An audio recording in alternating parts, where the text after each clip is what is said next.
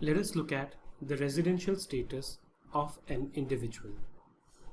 Now, an individual can be a resident or he can be a non-resident.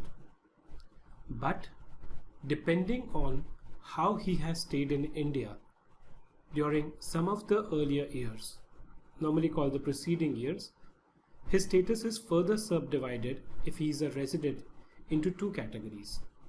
One is resident and ordinary resident, and the second is resident but not ordinary resident. अगर एक individual resident होता है तो उसको दो further categories में उसका tax status divided किया गया है. एक रेजिडेंट और ऑर्डिनरी रेजिडेंट, दूसरा resident and not ordinary resident. इन दोनों केसेस का इम्पैक्ट ये होता है कि जो इनकम है वो रेजिडेंट एंड ऑर्डिनरी रेजिडेंट की हर केस में सारी इनकम टैक्सेबल होती है, जबकि जो individual resident and not ordinary resident होता है उस केस में सारी इनकम्स टैक्सेबल नहीं होती, कुछ एग्जेम्पशंस भी अवेलेबल होती है. इसलिए अगर आपसे कभी भी कोई क्वेश्चन पूछा जाए जिसमें एक इंडिविजुअल इन्वॉल्व है जो रेजिडेंट है, then you further should always look at whether he's a resident and ordinary resident or resident or not ordinary resident. This criteria is further to be assumed or ascertained actually on the basis of some of the additional conditions which are given for individuals. Let us look at those two. Now, before I get into these conditions, the criteria for ascertaining कि एक person resident and ordinary resident है या resident and not ordinary resident है वो depend करता है कुछ conditions के ऊपर. इनकम टैक्स एक्ट में ये कंडीशंस दो पार्ट में डिवाइडेड हैं, एक बेसिक कंडीशन और एक एडिशनल कंडीशन. दोनों ही केसेस में दो दो कंडीशन है, दो बेसिक कंडीशन है, दो एडिशनल कंडीशन है. आप अगर रेजिडेंट एंड ऑर्डिनरी रेजिडेंट और resident and not ordinary resident बनना चाहते हैं तो दोनों ही केसेस में फर्स्ट थिंग इज कि आप रेजिडेंट हैं. रेजिडेंट बनने के लिए ज़रूरी है कि जो भी दो बेसिक कंडीशन हैं इनमें से एक या फिर दोनों आपको सेटिस्फाई करनी चाहिए, तभी आप रेजिडेंट बन पाएंगे. अगर आप रेजिडेंट बन गए which means you are satisfying one or both the conditions, then only this second thing is relevant. अगर आप पहले ही इन दोनों conditions को satisfy नहीं करते हो then you are a non-resident. But अब अगर आप एक या दोनों condition satisfy करते हैं तब हमें further देखना होता है कि आप इस category में fall करेंगे या इस category में fall करेंगे. वो decide करने के लिए हमें इन दोनों additional conditions को भी analyze करना पड़ता है. Depending on whether you satisfy these conditions, you will be treated as a ordinary or not ordinary resident. If you don't satisfy both of these conditions, then obviously you still continue to be resident, but you become a not ordinary resident. यानी अगर दोनों नहीं करी तो आप not ordinary resident बन गए. Resident तो आप फिर भी रहे लेकिन not ordinary. So to summarise, to become a resident you have to satisfy one और both of these conditions.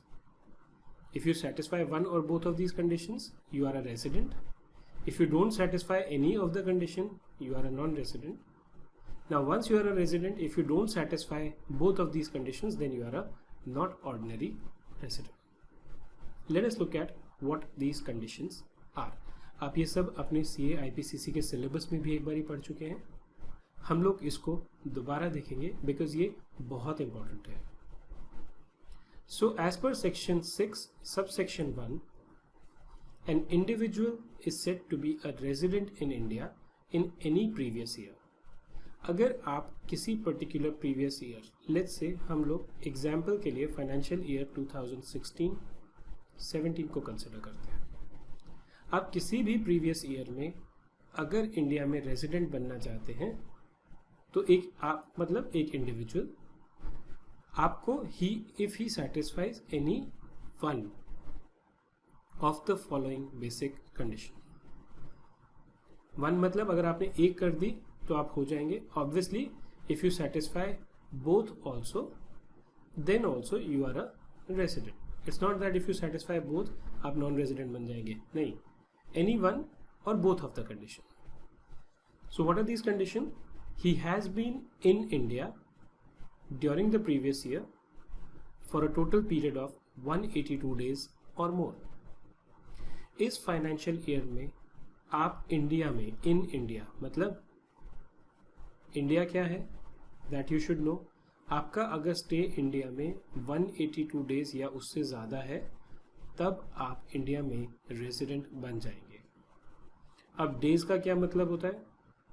Previous year तो आपको पता ही है, इंडिया का क्या इंक्लूजन है, ये सब चीज़ों के कुछ बेसिक रूल्स हैं जो हमने एक स्लाइड में समराइज किए हैं जो मैं आपको लास्ट में डिस्कस करेंगे. So first condition is if you are in India for 182 days और मोर, चैप्टर खत्म, आप इंडिया में रेजिडेंट हो जाएंगे.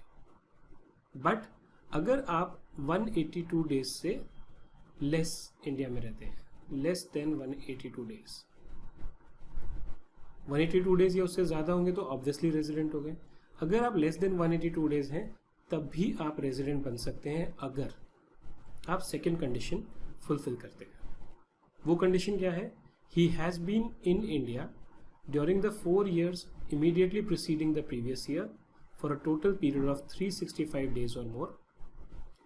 अगर फाइनेंशियल ईयर 16-17 को देख रहे हैं तो फाइनेंशियल ईयर 16-17 से पहले जो 4 फाइनेंशियल ईयर्स हैं या प्रीवियस ईयर हैं उसमें आप टोटल 365 डेज या उससे ज़्यादा अगर इंडिया में रहे हैं तो भी आप रेजिडेंट हो सकते हैं, provided and has been in India for at least 60 days in the previous year. यानी आप फाइनेंशियल ईयर 16-17 में एटलीस्ट 60 days इंडिया में रहे हो और इससे 4 पहले साल जो हैं वो 4 साल कौन से होंगे? 2015, 16, 2014, 15, 2013, 14 एंड 2012, 13.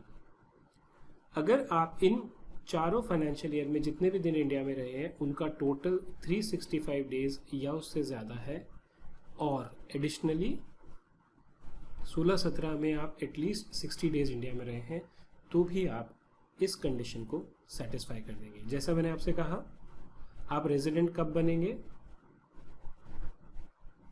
अगर आप ए को सेटिस्फाई कर दें, बी को ना करें तो भी आप हो जाएंगे. आप ए को ना करें, बी को कर दें तो भी हो जाएंगे, और अगर आप दोनों को कर दें तो भी हो जाएंगे. ए और बी से मेरा मतलब है ये कंडीशंस का. नाउ इस कंडीशन के कुछ एक्सेप्शंस हैं कंडीशन बी के, कि उस कंडीशन में क्या होता है कि आपका जब ये 365 + 60 क्राइटेरिया होता है ये एप्लीकेबल नहीं होता. Late us look at those criteria. If the individual does not satisfy any of the basic condition he is said to be a non-resident. ये हम लोगों ने डिस्कस कर लिया. तो जो ये एक्सेप्शंस हैं इनका मतलब क्या है? इनका मतलब ये है कि अगर आप 365 + 60 का क्राइटेरिया फुलफिल करते हैं तो भी आप रेजिडेंट नहीं होंगे. किन केसेस में? There are 2 cases. If there is an Indian citizen, now mark the word citizen here. हम ये नहीं करें Indian tax resident, Indian citizen who leaves India in any previous year. अगर फाइनेंशियल ईयर 16-17 हमने एग्जाम्पल लिया था, कोई इंडिविजुअल फाइनेंशियल ईयर 16-17 में इंडिया छोड़ के जाता है किस चीज़ के लिए? For the purpose of employment outside India. India के बाहर आप जा रहे हैं और क्यों? For the purpose of some employment. And where is this employment? Outside India. और an Indian citizen who leaves India in any previous year as a member of crew of an Indian ship. अगर आप India छोड़ के जाते हैं, आप एक Indian citizen है, दोनों ही केसेस में आप प्रीवियस ईयर में इंडिया छोड़ के जाते हैं या तो for the purpose of employment outside India या फिर एक crew of an Indian ship. This is not a foreign ship. ये शिप जो है ये इंडियन शिप है. कभी कभी आपको कंफ्यूज करने के लिए एक्सरसाइज में ये दे सकते हैं कि ये इंडियन नहीं फॉरेन शिप है.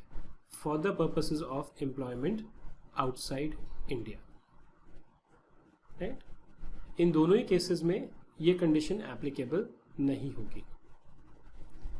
Indian citizen or person of Indian origin who being outside India, now in this case what happened was कि कोई इंडिया में था और इंडिया से आउटसाइड इंडिया गया। सेकेंड केस है कि if there is an Indian citizen or a person of Indian origin who being outside India, जो ऑलरेडी इंडिया से बाहर था, and comes on a visit to India in any previous year. कोई person India के बाहर जो रह रहा था, कौन पर्सन, कोई नॉन रेजिडेंट नहीं, कोई फॉरेन सिटीजन नहीं, कोई इंडियन सिटीजन, या वो पर्सन जो इंडियन ओरिजिन का है, जो ऑलरेडी इंडिया से बाहर रह रहा था, वो इंडिया विजिट के लिए आता है, राइट। और एक इंसान को या एक पर्सन को आप इंडियन ओरिजिन का तब बोलते हैं, a person is said to be of Indian origin if he, या तो वो खुद और ईदर ऑफ हिज पेरेंट्स, उसकी मदर या फादर, और either of his grandparents were born in undivided India. या तो वो खुद या उसके पेरेंट्स या उसके ग्रैंड पेरेंट्स जो हैं वो अनडिवाइडेड इंडिया में बॉर्न हुए हो। तो इन दो केसेस में, केस 1, केस 2, इन दो केसेस में 365+60 की कंडीशन एप्लीकेबल नहीं होती। तो उन केसेस में क्या होगा, let's look at that also.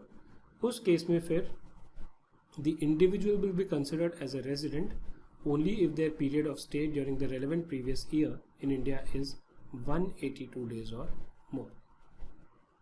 यानी इन केसेस में कंडीशन बी जो है वो एप्लीकेबल नहीं होगी, जो कंडीशन ए है एक तरह से वही एप्लीकेबल हो गई, क्योंकि आप 182 डेज के लिए आपको उस साल में इंडिया में होना जरूरी है। The individual shall not be treated as a resident even if he was in India for 365 days during the 4 preceding years and 60 days in the relevant previous year. Condition 2 will not be applicable, condition B will not be applicable, A is the only relevant condition.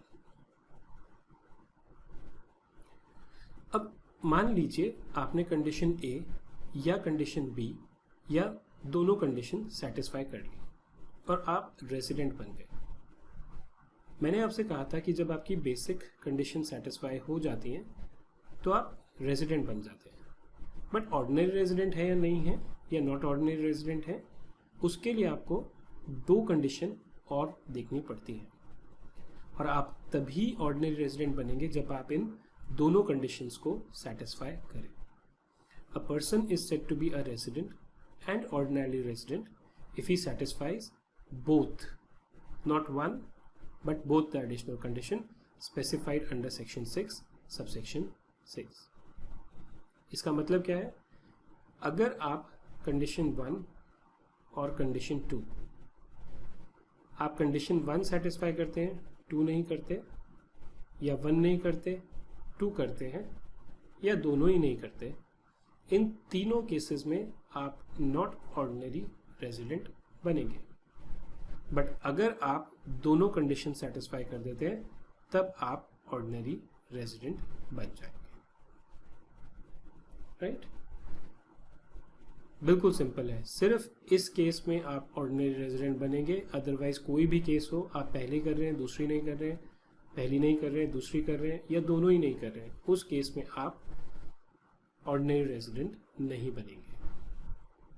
और first condition है कि individual has been a resident in India in 2 out of 10 previous year immediately preceding the relevant previous year. तो आपको जो resident होने की basic conditions हैं वो आपको टेस्ट करनी होंगी इन उस इंडिविजुअल के केस में for the last 10 previous year. अगर उन 10 प्रीवियस ईयर में से वो 2 सालों में रेजिडेंट रहा है, then condition 1 is satisfied. Second condition is individual has during the 7 previous years preceding the relevant previous year been in India for a period of 730 days or more. मतलब अगर मैं फाइनेंशियल ईयर 2016 और 17 की बात करता हूँ तो इससे पहले जो 7 प्रीवियस ईयर्स थे अभी हमने 4 का देखा था, अब हम 7 की बात कर रहे हैं। उन 7 सालों में ये इंडिविजुअल 730 डेज या उससे ज़्यादा इंडिया में रहा है तो ये सेकेंड कंडीशन सेटिस्फाई होगी। अगर दोनों कंडीशन सेटिस्फाई हो जाएंगी तो आप ऑर्डिनरी रेजिडेंट बन जाएंगे। अगर ये दोनों कंडीशन में से एक या दोनों ही कंडीशन सेटिस्फाई नहीं होती तो आप नॉट ऑर्डिनरी रेजिडेंट बन जाएंगे।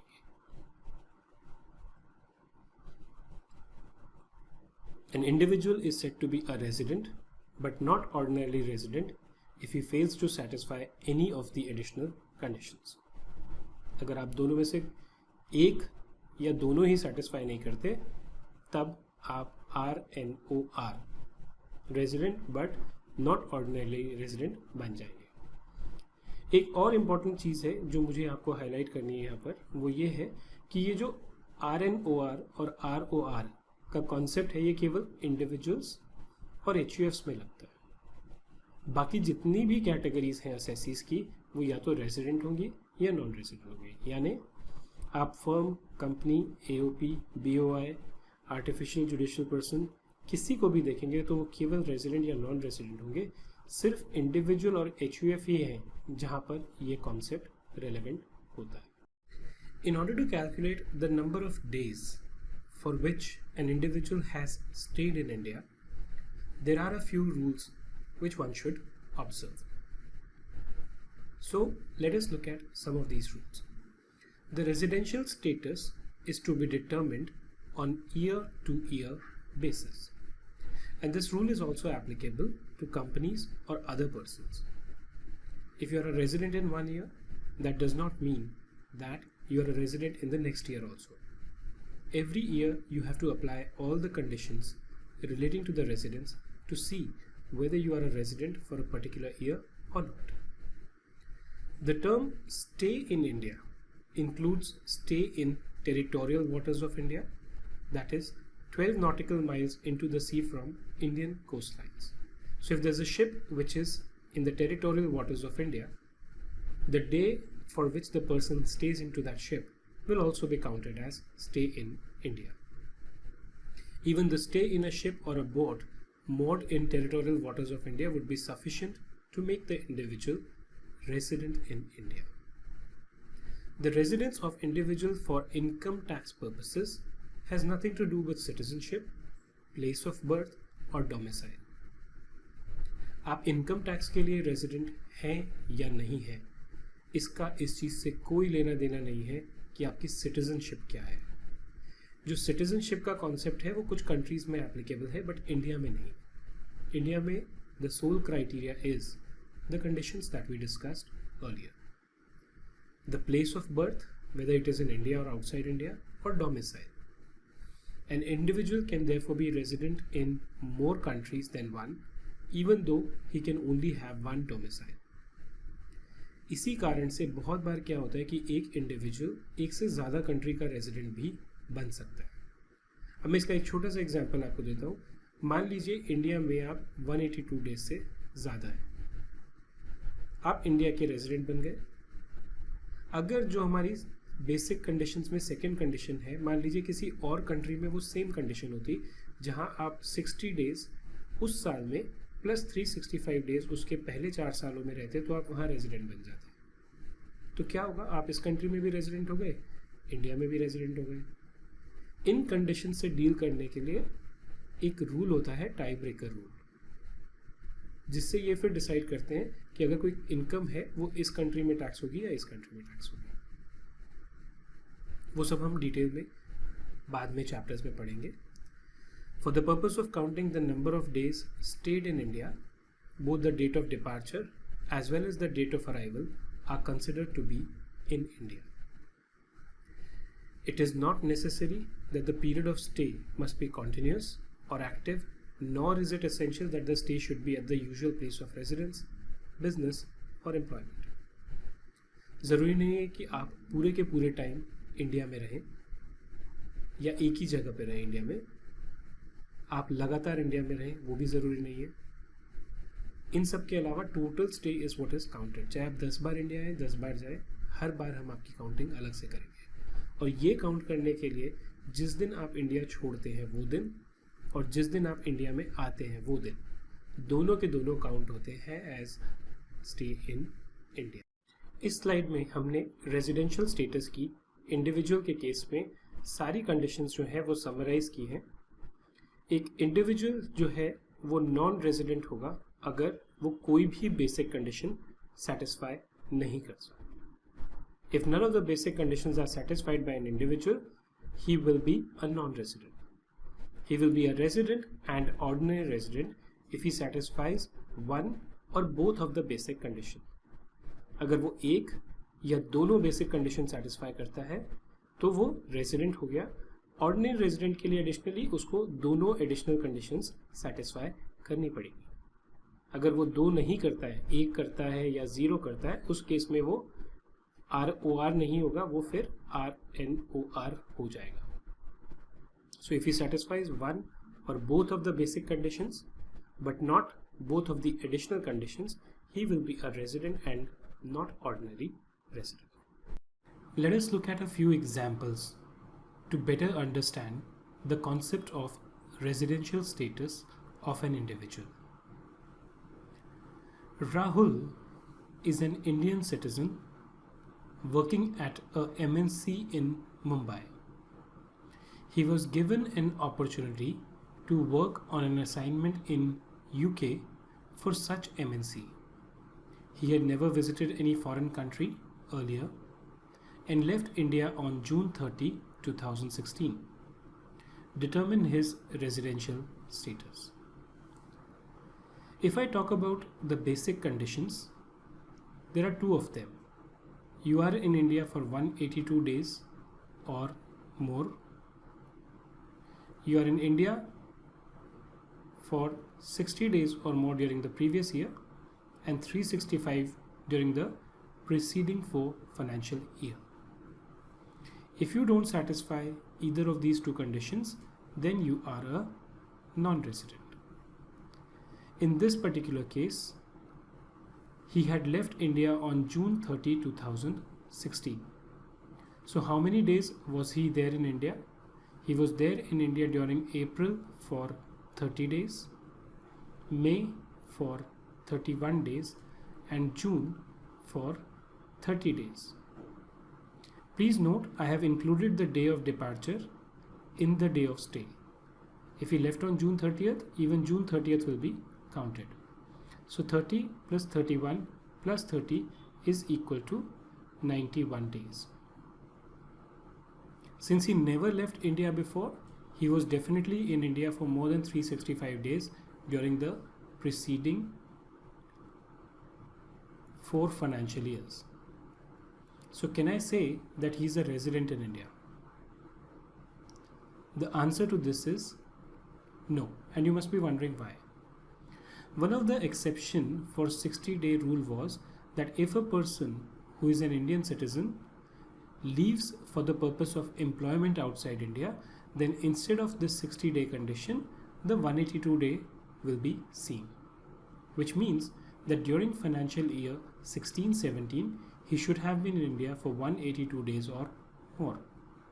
But in this particular case, he was there only for 91 days, which means he does not satisfy this condition or this condition, and therefore he is a non-resident in India for tax purpose because he is not satisfying any of the basic conditions. Let us look at what the answer says. An individual is said to be a resident in India if he stays in India for 60 days or more during the previous year and 365 days or more during 4 preceding previous year. However, when an individual is leaving India for the purpose of employment outside India, then the set period of 60 days is extended to 182 days. Like I said, in this case, he was in India only for 91 days. Therefore, he is a non-resident for previous year 2016 and 17 since he does not satisfy any of the basic conditions. Let's move on to the next example. Jerry is a foreign citizen outside India who is a person of Indian origin. He comes on a visit to India on January 1, 2017. He left India on April 1, 2017. Determine his residential status for previous year 16-17. Again, if I see the number of days for which he stayed in India, it is for the month of January it will be 31 plus February, since it's not a leap year, it will be 28 plus March 31. In all, the total comes to 90 days. In case of a person of Indian origin who comes on a visit to India, the rule is again that to become a resident, it is not 60 plus 365 that needs to be seen. The 60 becomes 182. Since this person was less than 182 days, Jerry will be a non-resident. Let us look at the answer. As a general rule, a person is said to be a resident in India if he is there for 60 days or more during the previous year and 365 days or more during 4 preceding years.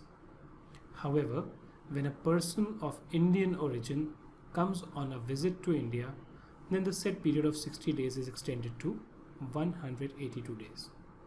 Since Jerry was in India for less than 182 days, he is a non-resident for previous year 2016-17. क्योंकि वो India में 182 days से कम है, इसलिए वो non resident हो जाएगा। General rule यही है कि अगर आप 60 दिन और 365 दिन का क्राइटेरिया देखें, बट इस पर्टिकुलर केस में because he is a PIO, person of Indian origin, उसके लिए वो 60 दिन वाला क्राइटेरिया नहीं लगेगा, 182 डेज ही देखना पड़ेगा। Let us look at one more question. Ramesh is working at an MNC located in Gurgaon. He had taken foreign visits on various occasions due to company's work. However, he had not taken any foreign visit during previous year 17-18. His stay in India during the last 7 years is given as under. Determine his residential status. So first, let us see whether he satisfies the basic condition or not. What is the basic condition? He should be in India for greater than 182 days. You know that he had not taken any foreign visit during previous year 17-18, which means he was in India for 365 days, and therefore he is definitely a resident. The question is he a resident and ordinary resident, or a resident and not ordinary resident? For this we need to see whether he satisfies both the basic conditions, both the additional conditions or not. If he satisfies both the additional conditions, he becomes an ROR. If not, he is RNOR. Let's look at this. So what are the basic conditions which are there? What is the additional condition which is there? He should be a resident in India in 2 out of 10 previous years immediately preceding the relevant previous year. And during the 7 preceding years, he should be in India for a period of 730 days or more. Now in this case, what we have done is, we have just calculated whether he is a resident or not. Now, if I look at his number of days of stay in India, the one condition is 182 or more, the basic condition. In 15-16 he was more than 182 days, therefore he is a resident because he satisfies the first basic condition.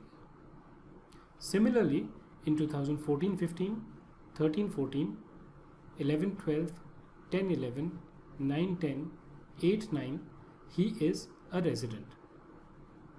Why? Because he's there for 182 days or more in all these years. In 7-8 and 6-7, because he's less than 60 days, so he's a non-resident. Now the only condition or the only year which is left is 12-13. The second basic condition is if he is greater than 60 days, if he is 60 days or more in this year, plus 365 days or more during the 4 preceding year. If I look at his data for the 4 preceding years, the total comes to 250 plus 300 plus 250 plus 190. That's around 990 days, which means that he satisfies the second basic condition for being a resident. So here also he is a resident. So he is a resident in 8 out of 10 preceding years, which means that he satisfies both the conditions of being an resident and ordinary resident. Why? He was more than 730 days during the last 7 years. If I add how much time he has spent in India for all these 7 years, the total comes to 1508. And he has been a resident in India in 8 out of 10 years. So he is a resident and ordinary resident for Indian tax purposes.